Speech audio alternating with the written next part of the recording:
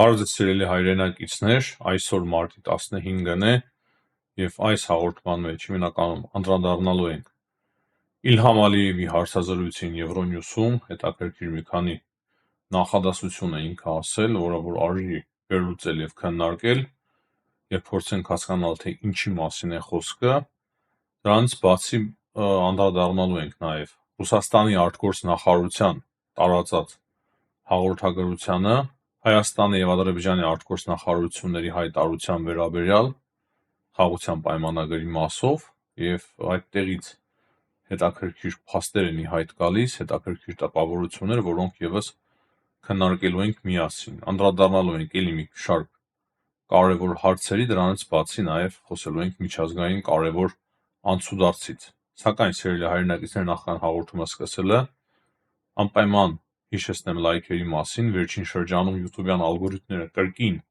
տարօրինակ են դարձել, դուք կարող եք տեսնել մեր YouTube-յան ալիքում մեկ շատ դիտումներ, մեկ նվազած դիտումներ, այսինքն շատ տարբեր տեսակի է մոտենում YouTube-ը հիմա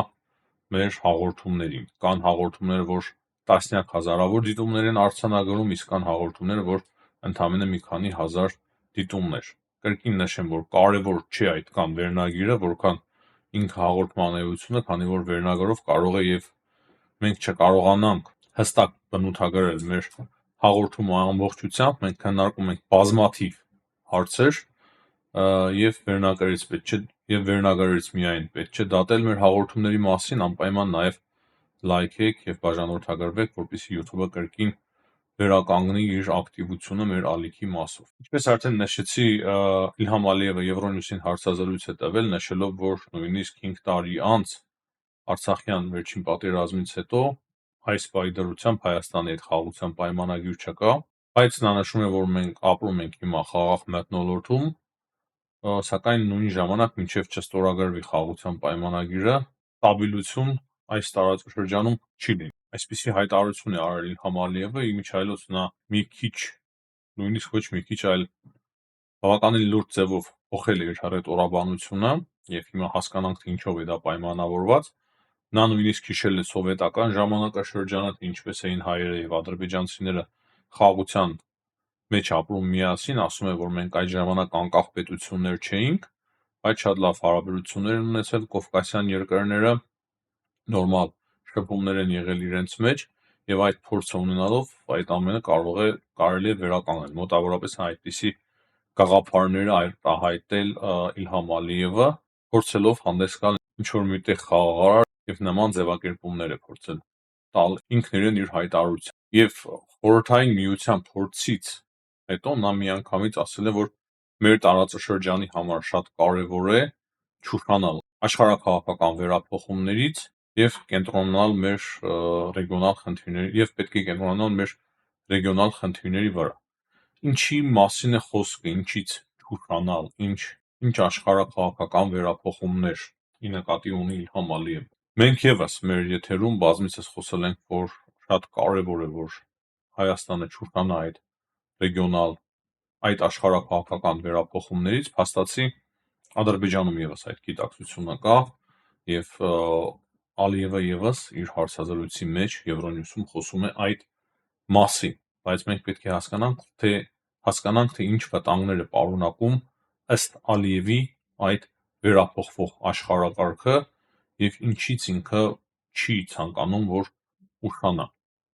Նախ պետք է նշեմ, որ իմ պատկերացմամբ Դոնալդ Թրամփը բավականին լուրջ է տրամադրված, որ Ուկրաինայի եւ Ռուսաստանի միջև հաստատվի խաղաղություն, եւ եթե ինքը գնա խաղաղության հաստատման, ապա բնականաբար հետո կենտրոնանալու է ավելի հարավային Կովկասի նաեւ վրա։ Այսինքն հարավային Կովկասը երկրորդական, երրորդական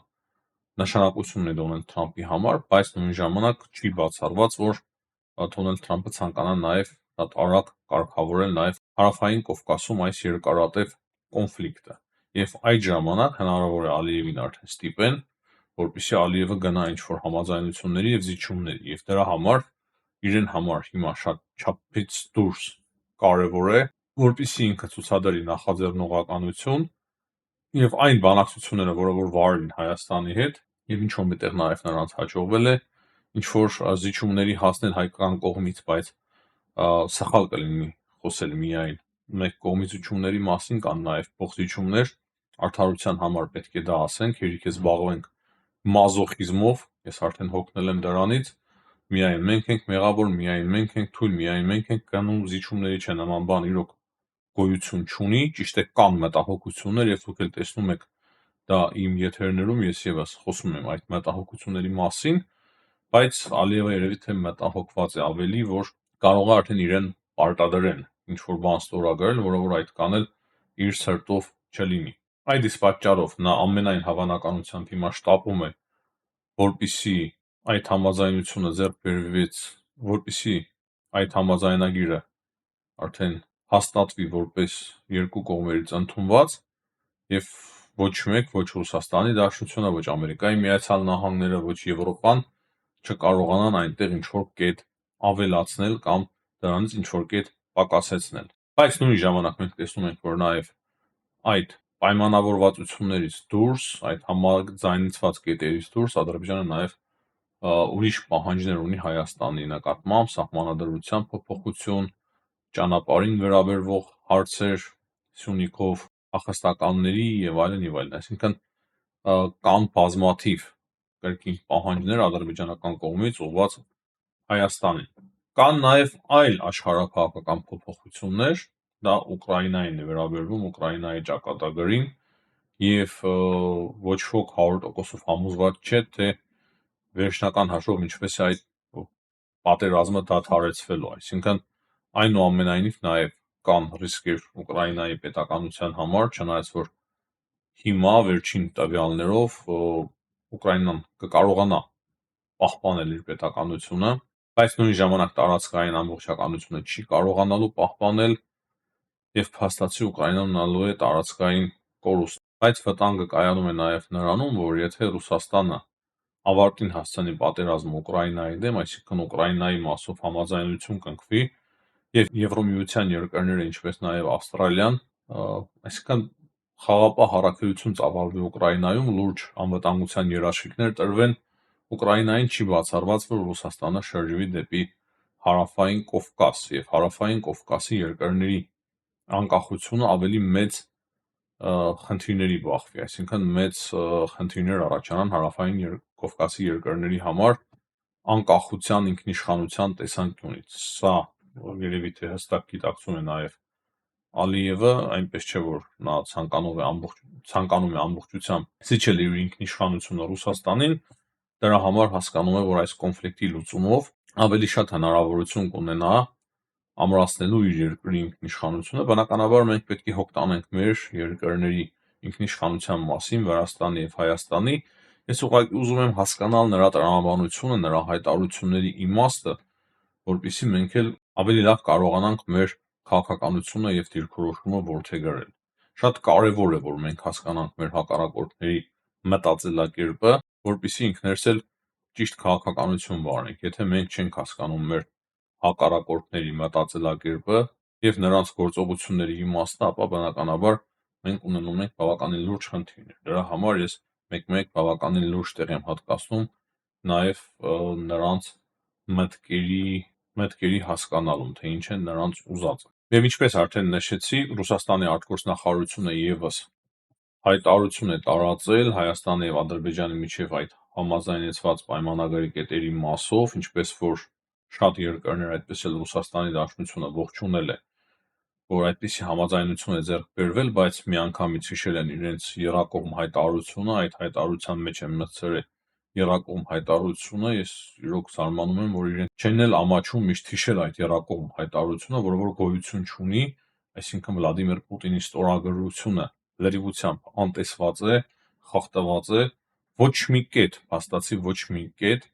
բացի հրադադարից, բայց հրադադարն էլ որ պատերազմական գործողություններ չկան, դա էլ իրենց շնորհիվ չէ, փաստացի Եվրոմիության դիտորդական առաքելության շնորհիվ է դա հիմա մի քանի լուրջ բախումները տեղի ունեցած Ադրբեջանի եւ Հայաստանի միջև այդ եռակողմ հայտարարությունից հետո այդ ամենը մեզ հուշում են եւ ապացուցում են, այսինքն այդ եռակողմ հայտարարությունը չնայած որ խախտվել է, իրենց հայտարարության մեջ միշտ հիշում են, չեն էլ ամաչում։ Եվ հետո նաեւ ասված է, որ Ռուսաստանի Դաշնությունը պատրաստ է աջակցել ամեն ձևի խաղաղության այդ պայմանագրի ստորագրմանը, ինչպես նաև աջակցելու է տրանսպորտային կոմունիկացիաների ապաշրջափակմանը, դելիմիտացիայի հարցին և հումանիտար ծրագրերին, այսինքն այստեղ ևս կրկին ուզում է Ռուսաստանը մտնել այս հարցի մեջ և ասում է, որ մենք կարող ենք օգնել ճանապարհների ապաշրջափակման հարցին, դեմարկացիայի և դելիմիտացիայի գործընթացին, այնքանով, որքանով կողմերը դա համարեն ընդունելի, այսինքն որքանով կողմերը թույլ տան, որ Ռուսաստանը ներգրավվի այդ գործընթացի մեջ։ Այդ հայտարարության մեջ նաև ասվում է այն, որ Ռուսաստանի Դաշնության հատուկ բանագնաց Հովայևը պատրաստ է այցելել Բաքու և Երևան համապատասխան բանակցություններ վարելու համար։ Եվ վերջում ասվում է, որ Ռուսաստանի Դաշնությունը պատրաստակամ է տրամադրել հարթակ, որպեսզի Ադրբեջանը և Հայաստանը մի շարք հարցեր միմյանց հետ քննարկեն և հստակ ակնարկ է արվում, որ արիք այդ խաղաղության պայմանագիրը ստորագրեք մեր մոտ։ Հաստացի դա է դուրս գալիս այս հայտարարությունից, իրենք հիշել են իրենց եռակողմ հայտարարությունը, իրենք հիշել են տրանսպորտային կոմունիկացիաների դեմարկացիայի և դելիմիտացիայի հարցը, ասելով, որ ինչքանով որ ձեզ համար ընդունելի է, մենք կմասնակցենք և հարթակ ենք պատրաստ նաև տրամադրել ձեզ հետագա քննարկումների համար և օգնելու ենք ձեզ հասնել խաղաղության։ Այսինքն ասվում է այն, ինչ չեն ասում մնացած կողմերը, բայց մեզ համար շատ ավելի կարևոր է մեկ բան, շատ պարզ բան հասկանալ, ինչու է մեզ շեշտում կոնկրետ եռակողմ հայտարարությունը, քանի որ եռակողմ հայտարարությունը, որը որ ստորագրվել է երեք երկրների ղեկավարների կողմից, փաստացի խախտվել է։ Եվ եթե խաղաղության պայմանագիրը ստորագրվելու է կրկին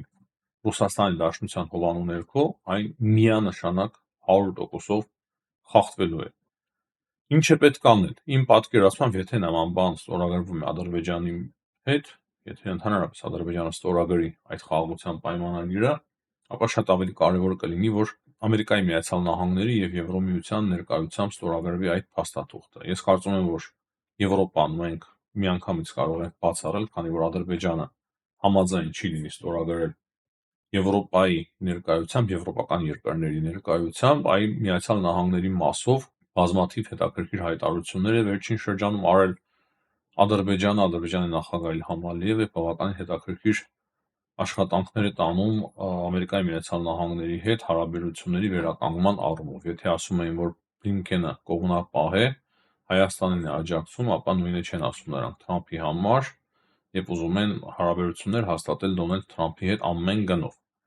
Եվ ես կարծում եմ, որ հայկական կողմն էլ բացեբաց կարող է առաջարկել, որ այդպիսի ստորագրություն կարող է տեղի ունենալ Ամերիկայի Միացյալ Նահանգների հովանու ներքո, մենք պետք է նույնիսկ պնդենք այդ մասին, քանի որ կապ չունի Դոնալդ Թրամփն է, թե ով է Ամերիկայի Միացյալ Նահանգների նախագահ, դա Ամերիկայի Միացյալ Նահանգների միջնորդությամբ հովանու ներքո կամ ներկայությամբ է ստորագրվելու։ Եթե այդ փաստաթուղթը այդպես է ստորագրվում, ապա այդ փաստաթղթի կշիռը անգամներով աճում է։ Կա նաև երրորդ այլ երկրների տարբերակ, օրինակի համար նույն Սաուդյան Արաբիա կամ ինչ-որ այլ երկրներ, բայց դա այդքան էլ նախընտրելի չէ բնականաբար մեզ համար։ Եվ ելի մի քանի կարևոր պահ եմ ուզում նշել այդ տեքստի համաձայնեցված տեքստի մասին։ Կան կետեր, որ իրոք մենք ամբողջությամբ այդ տեքստին ծանոթ չենք, մեզ համար մտահոգություն առաջացնող կետերի մասով ես արդեն արտահայտվել եմ և իրոք պետք է մտածել լուրջ երաշխիքների մասին, կրկին գրում են, թե երրորդ կողմ ասելով դա չի վերաբերվում Եվրոմիության դիտորդական առաքելությանը, քանի որ դիտորդական առաքելությունը զինված չէ, բայց ես ասեմ, որ Ադրբեջանը այդ կետը մտցնելով կոնկրետ նկատի ուներ Եվրոմիության դիտորդական առաքելությանը։ Եվ մենք պետք է մտածենք, թե ինչով կարող ենք փոխարինել տվյալ անվտանգություն։ Ես ընդհանրապես հակված եմ, որ Եվրոմիության դիտորդական առաքելությունը մնա Հայաստանում և չհեռանա Հայաստանից։ Եվ հաջորդ կետի մասին էլ գիտեք, այդ վերջի երկու կետերի մասին ենք հիմա մենք կրկին խոսում, դա միջազգային հայցերից հրաժարվումն է, ապագայում նաև միջազգային հայցեր չներկայացնելու դիմաց, բայց եթե կարիք առաջանա ներկայացնել միջազգային հայցեր, դա ևս բազմաթիվ խնդիրներ կարող է ստեղծել ապագայում մեր համար, այսինքն եթե Ադրբեջանը ինչ-որ լուրջ խախտումներ իրականացնի այդ խաղաղության պայմանագրի մասով եւ ընդհանրապես կարիք առաջանա, որ միջազգային հայցեր ներկայացվեն ընդդեմ Ադրբեջանի, դա եւս լուրջ խնդիրներ է ստեղծելու մեր համար։ Բայց այստեղ շատ կարևոր մի պահ կա, ես ուշացումով ծանոթացա Գերմանիայի արտգործնախարար Աննալինա Բերբոկի հայտարարությանը եւ փաստացի Աննալինա Բերբոկը ասում է, որ Հայաստանը գնացել է զիջումների, բայց ակնարկում է, որ այդ զիջումները ինչ որ միտեղ նաեւ ընդունելի են եղել Հայաստանի համար, ճիշտ է դժվար զիջումներ են եղել, բայց այնուամենայնիվ ինչ որ միտեղ ընդունելի զիջումներ, եւ եթե Աննալինա Բերբոկը խոսում է այն մասին, որ Հայաստանը գնացել է զիջումների, դա հստակ մեկ բան է նշանակում, որ միջազգային հանրությունը, եվրոպական երկրները հասկանում են, որ Հայաստանն է գնացել զիջումների, այսինքն Հայաստանը իրեն շատ կոնստրուկտիվ է դրսևորել։ Եվրոպական երկրները այդպես են ընկալում դա։ Պետք է մենք նաև խոսենք դիվանագիտական լեզվով, թե ինչպես է աշխարհը ընկալում դա։ Այսինքն աշխարհը ընկալում է այնպես, որ Հայաստանը գնացել է զիջումների, որպեսզի այդ խաղաղության պայմանագիրը ստորագրվի։ Ու եթե հիմա Ադրբեջանը հայտարարում է, որ ամեն ինչ համաձայնեցված է ու հրաժարվում է ստորագրել խաղաղության պայմանագիրը, դա արդեն ավելի մեծ խնդիրներ կարող է ստեղծել հենց Ադրբեջանի համար։ Այսինքն Հայաստանը գնացել է զիջումների, որպեսզի ստորագրվի, ի վերջո ստորագրվի այդ խաղաղության պայմանագիրը, եւ եթե Ադրբեջանը չի ստորագրում, դա արդեն բավականին կարևոր ձեռքբերում է դառնում Հայաստանի ձեռքում դիվանագիտական ասպարեզում։ Դա եւս մենք պետք է անպայման հաշվի առնենք եւ հասկանանք։ Եվ վերջում անդրադառնանք արագ մի քանի կարևոր միջազգային իրադարձությունների, պետք է նաև նշենք, որ երեք Դոնալդ Թրամփը երբ ասում էր, որ լավ խոսակցություն է տեղի ունեցել Վլադիմիր Պուտինի հետ, հետո Սպիտակ տունը ասում է, որ ոչ թե Դոնալդ Թրամփն է խոսել, այլ Թրամփի խորհրդական ազգային անվտանգության հարցով Ուիտկոֆը, ով գտնվում էր Մոսկվայում եւ ում միջոցով որ Վլադիմիր Պուտինը նամակ է փոխանցել Դոնալդ Թրամփին։ Այդ Դոնալդ Թրամփը նաև ասում է, որ ինքը խնդրել է Վլադիմիր Պուտինին, որ Կուրսկի շրջանում ուկրաինացի զինվորականներին խղճան, ուկրաինացի զինվորականները չոչնչացվեն, նրա խոսքով, եթե շրջափակման մեջ հայտնված զինվորականները ոչնչացվեն, ապա դա մեծագույն աղետ է լինելու երկրորդ համաշխարհային պատերազմից հետո։ Հաստատի Կուրսկում ուկրաինական օպերացիան սրանով ավարտվում է, դրա մասին նաև հայտարարում էր երեք Վլադիմիր Զելենսկին եւ նա ասում է, որ նպատակները հիմնականում հասել են հաջողության եւ դա այն է, որ Ռուսաստանին չի հաջողվել գրավել Խարկովի ուղղությամբ հարձակումը զարգացնել, ինչպես նաև Պոկրովսկ, բայց ինչպես արդեն նշեցի, բավականին մեծ զորախումբ է հայտնվել շրջափակման մեջ եւ դրա մասին է խոսում նաև Դոնալդ Թրամփը, ով խնդրել է Պուտինին խղճալ նրանց եւ չոչնչացնել այդ զինվորականներին։ Պուտինն էլ հայտարարում է, որ եթե այդ զինվորականները հանձնվեն, ապա նրանց հանդեպ կվարվեն, նրանց նկատմամբ կվարվեն մարդկային եւ նման տիպի ինչ-որ հայտարարություններ է կրկին արել Վլադիմիր Պուտինը։ Դա է փաստացի իրականությունը, որ մենք հիմա ունենք Ուկրաինայի մասով։ Դրանից բացի Թրամփը հայտարարություն է արել, որ Ամերիկայի Միացյալ Նահանգները Իրաքում ոչնչացրել են իսլամական պետության, այսպես կոչված իսլամական պետության առաջնորդներից մեկին, համար 2-ին այդ ցուցակի մեջ, որ կազմակերպում էր շահաբեկչություններ տարբեր երկրներում։ Այսքանը փաստացի սիրելի հայրենակիցներ այս պահի դրությամբ, հաջողություն եմ մաղթում բոլորիդ, կհանդիպենք։